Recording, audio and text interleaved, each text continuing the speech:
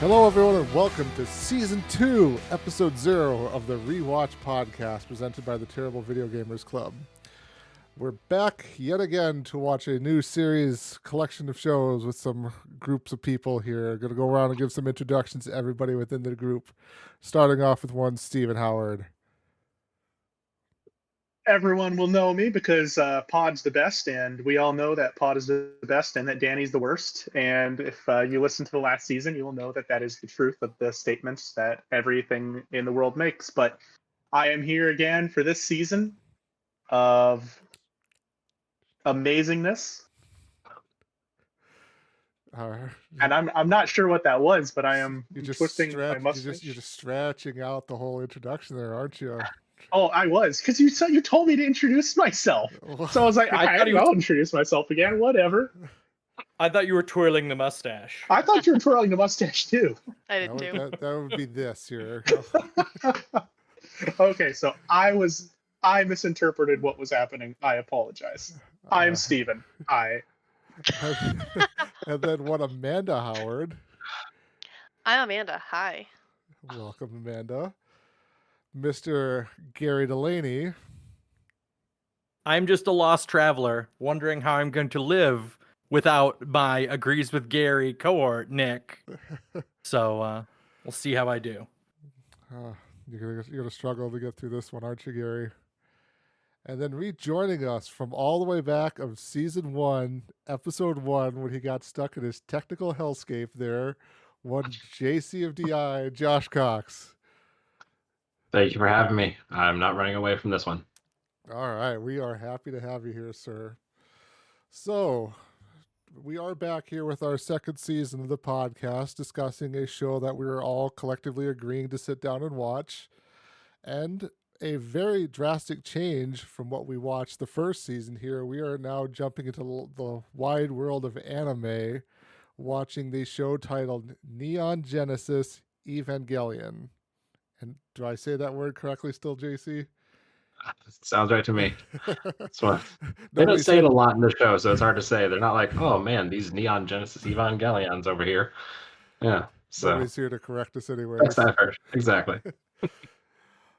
So I thought it would be a good idea, since we are starting a new show, to go around, kind of introduce everyone who is taking part in this recording here and kind of have a brief, just kind of go over what you've kind of watched as far as the word anime or the world of anime is concerned. So to kind of jump off here, my introduction to anime was probably the same for a lot of children my age, back in the, yes, Steven is hand gesturing there in the, what was that, 99 and 2000s era there of Dragon Ball Z, when that was introduced to the world on Toonami on Cartoon Network. That was the big introduction for me. Then I've also watched Gundam Wing is my other big show, which I will scream from a mountaintop of everyone needs to see that show. And then Pokemon, Digimon, or other shows that I've watched. I don't really think I've branched too far beyond that. So I'm very interested and looking forward to watching another show that people have touted as being a very interesting show. And I keep going into Walmart every so often going, I wonder if I should buy this movie or that movie too, because they're anime that I've always heard people talk about. I think it's like Akira and Cowboy Bebop are the two that are there that stick out that I'm thinking I should watch someday, but we'll see. All right, I'm going to pitch this over to Steven then, since he's over there just hand gesturing and animating all over the place. I have the Cowboy Bebop theme song going in my head right now, and you are lucky that I'm not going to sing it. I have been interested in anime for a good long time, and actually started with my sister and I watching Dot Hack Sign. How did we get Dot Hack Sign? God knows. I have no idea how we got Dot Hack Sign. But it is basically an anime about a kid who gets stuck in the internet, as one does in those olden, anime shows, and people have to help her out to get out, and blah blah blah. But that was my first introduction into anime. From there, obviously, Toonami, like what Tyler was saying, loved Gundam Wing, loved basically everything on Toonami. Cowboy Bebop was fantastic. Samurai Champloo, I mean, there's too many out there. Obviously, I've watched Naruto because as someone of my age, that is what you did as a kid. But I've seen a significant amount of anime. I will say I'm not a very nuanced anime watcher.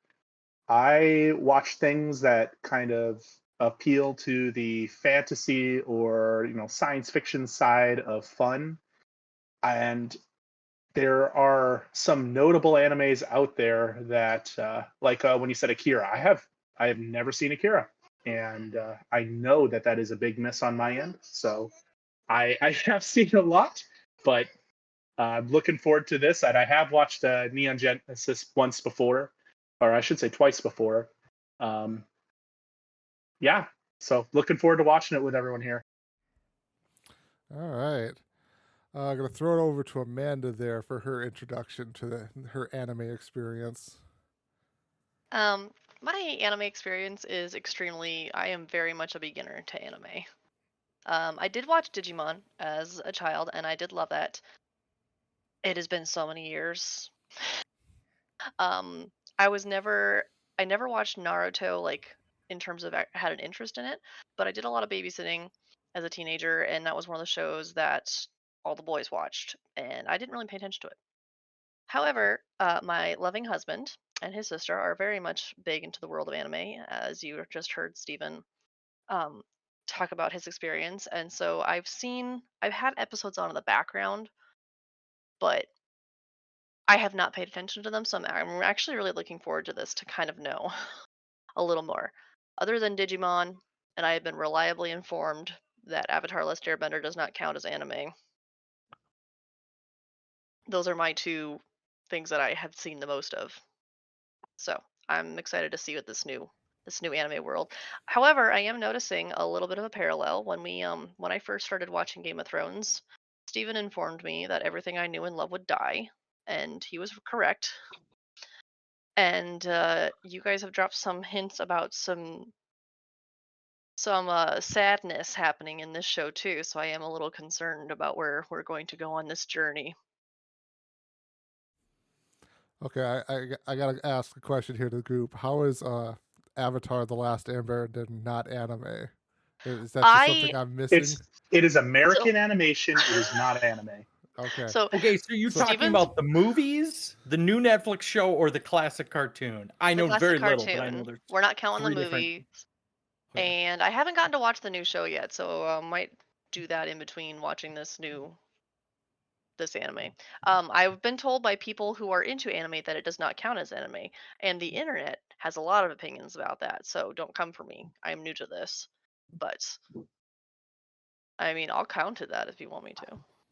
I guess like I've never had any idea of what Avatar: The Last Airbender. I mean, like I know what it is, but I never knew it like it was an American produced one. Whereas I always think of anime as the Japanese, or I guess I don't know. Is it produced in China, or is it just mainly like Japanese is anime, or it was Japan? I should say Japanese anime. Yeah, Japanese animation is anime. Yeah. There we go. Okay. We'll move over to Gary then. Gary, what is your introduction? I'm curious to hear about this one. I am very, very much the kiddie pool shallow end of the pool.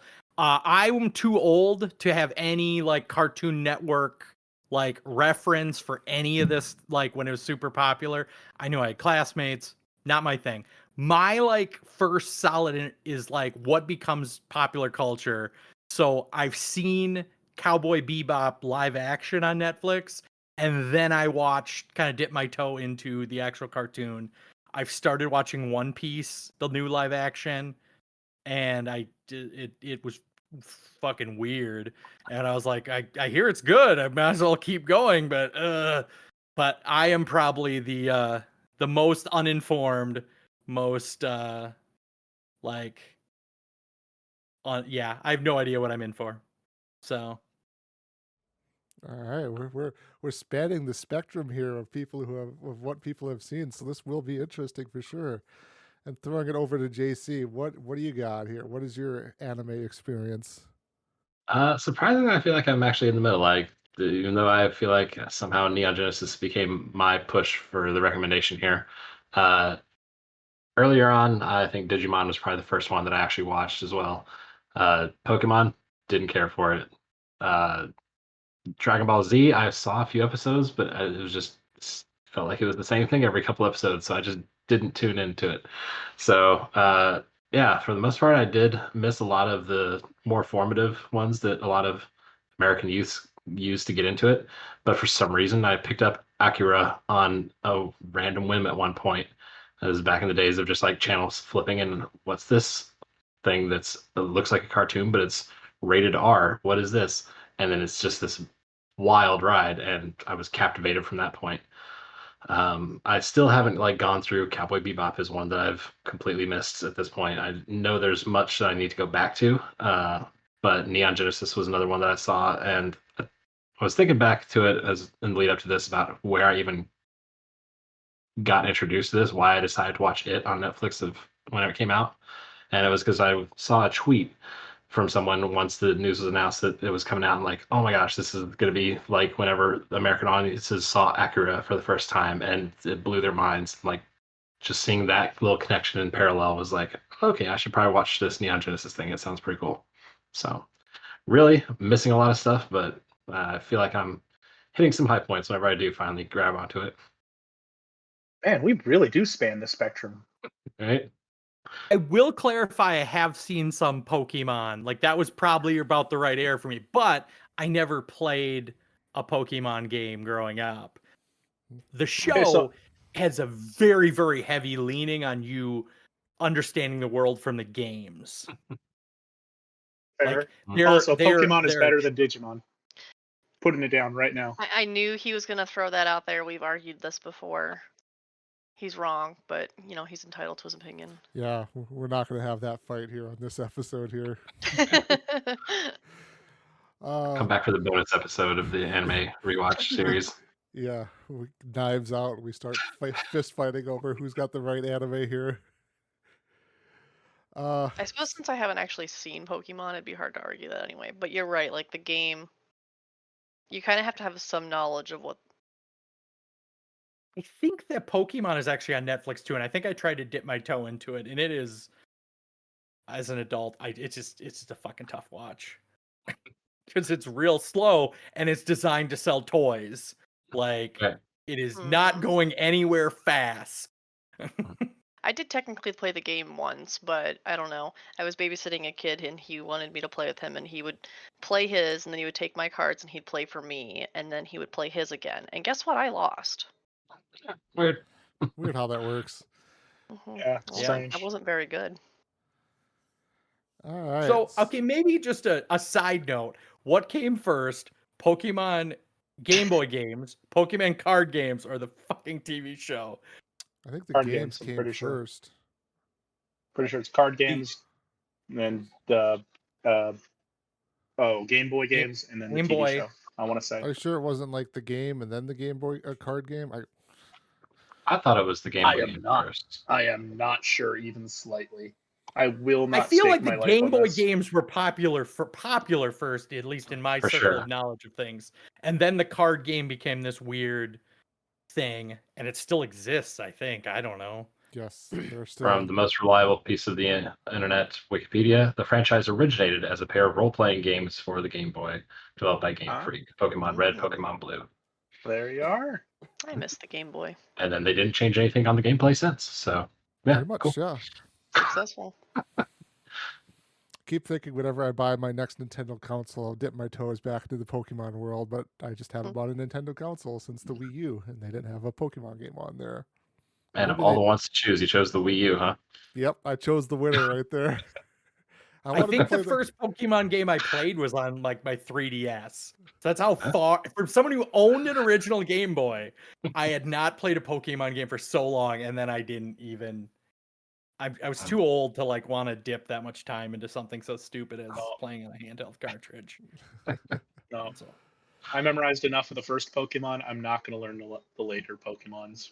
Yep, that's Not the other gonna thing happen. too, is I'm still stuck in playing Pokemon Go with a friend of mine who hasn't let go of that either. And I keep telling everyone, like, my knowledge of Pokemon started and stopped at Gen 1 there. Like, I know a little bit about the next game, but I am just a Gen 1 person there. Same right But- here. I'm Yep. sorry, I brought everyone down the rabbit hole of Pokemon. Let- No joke. Because Right after Tyler also said, let's not go down the rabbit hole of Pokemon. I do what I want.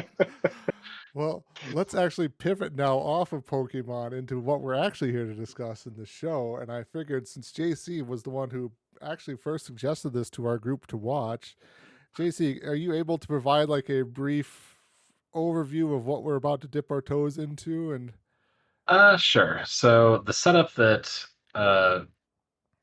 probably best could come up with without getting into spoiler territory is that a guy, Hideaki Anno, the creator of Eva, he was working in anime for a long time and got to the point where he fell into a depression. His last couple shows just weren't successful, and in this depression, he decides he wants to make an anime that's kind of about exploring this.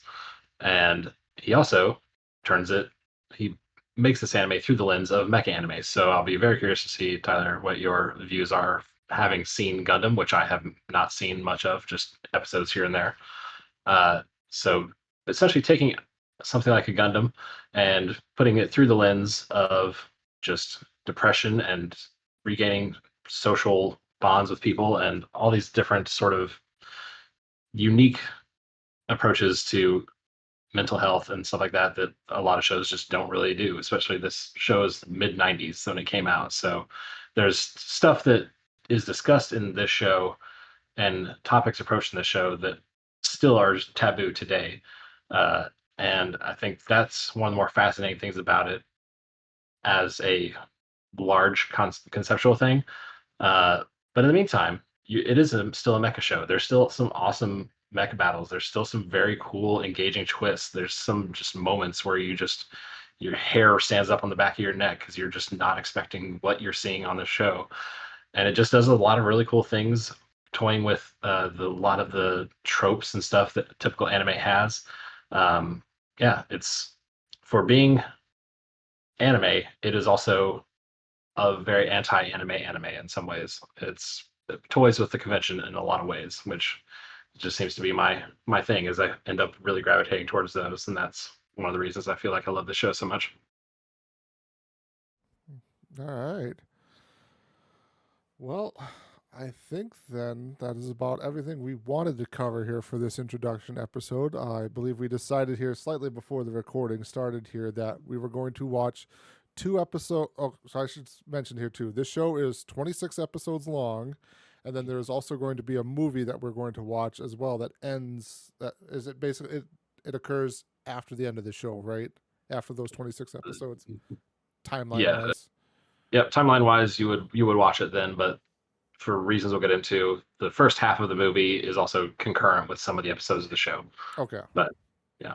So we'll be doing 2 episodes per recording here, meeting every so often to kind of get together to do that. I mean, you people listening on whatever devices will just be coming across this as an episode, so it gets uploaded every so often. But so for our first recording of watching the show, we'll be watching episode 1, Angel Attack, and episode 2, The Beast. And if you'd like to follow along with us, you can watch the show, I believe, on Netflix. Gary, you already have a question. My episode 2 is Unfamiliar Ceilings on Netflix. So there are some translation differences. Netflix, whenever they acquired the rights, we're already getting into deep nerd territory here on episode 0, and I apologize. So when Netflix acquired it, they also redubbed and subbed the stuff. So I believe the DVD, Blu-ray copies that Tyler, and I'm not sure who else will be watching, those will have some differences at some points, including the episode titles. But yeah, those are researchable online. I can build a little Excel table of those or something to share with everybody. Okay. They're still vaguely the same story. It's not like they moved episodes around. They just renamed them, redubbed them, and Vader is still the father every time. Yeah, so it's the director's cuts that do end up happening later on will be the same overarching stories. It's things like I'm trying to think of the most clear example is like at one point a character tells the story involves Shinji Ikari, who you will meet right away, a teen boy essentially who's involved in all this as your main character, and someone at one point tells him to be a man, and then in another version of it, it says like, "Don't be a little boy." So it's things like that where it's just like little contextual things and changes in that way are the big changes that I'm aware of.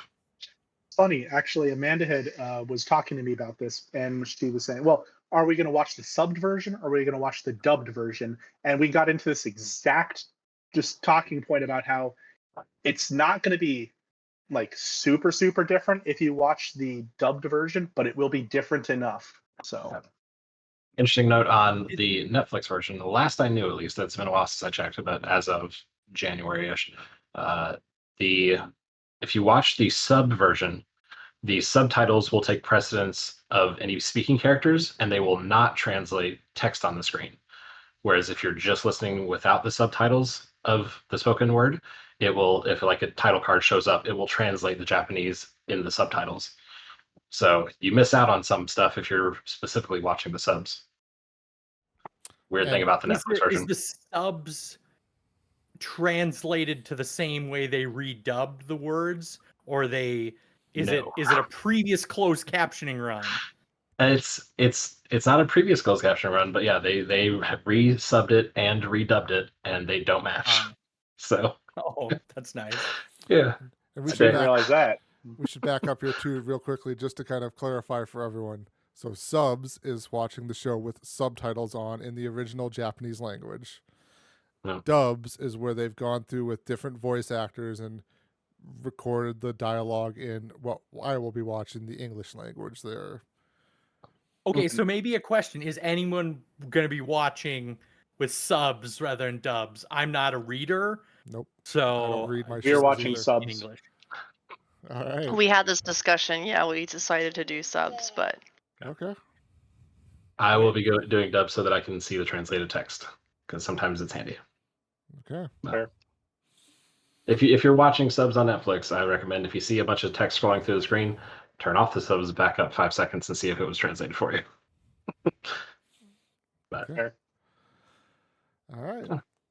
Well, there we go. Now we, just like our experience with anime, we'll be experiencing the show slightly different as well as a group Exactly, here. yeah. So that'll be fun to compare notes.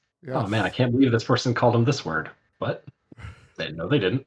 So yeah, fun to be had amid this so-called depressing show. I'm gonna try and argue that point for you later on. Once we get to that point. Is that going to be the okay? I'm here for that. You're gonna try and argue that it is a depressing show? It is not a depressing show. Oh, okay. So there are depressing moments, sure, but overarching, I don't think you're gonna say you don't need to take away pure depression from it. So Okay. look forward to that. It's not totally depressing. Yay. JC's review right now. It's not totally depressing. it's just a little depressing. It's not a lot of depressing. Yeah, like life. All right. Well, all the best anime shows are a little depressing. Sorry. That is You're a little true. depressing. All right. Well, I think that covers everything we wanted to talk about for this introductory episode. Does anyone have anything further we wanted to talk about? I'm getting silence and just stares, and Steven is just staring a hole in the camera. All right. Well, that'll do it then for this episode here. So like I said, tune in next time when we are going to be discussing episode 1 and episode 2 from Neon Genesis Evangelion. All right. Thanks for listening, everyone. See you next time. Bye. Bye.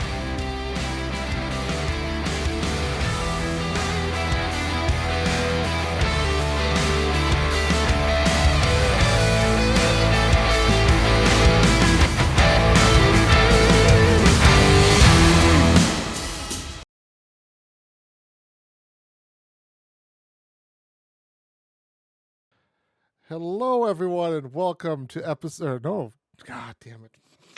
I'm out of practice with this. Oh, man. How long did you practice that? And it's just right off the bat, off the deep end.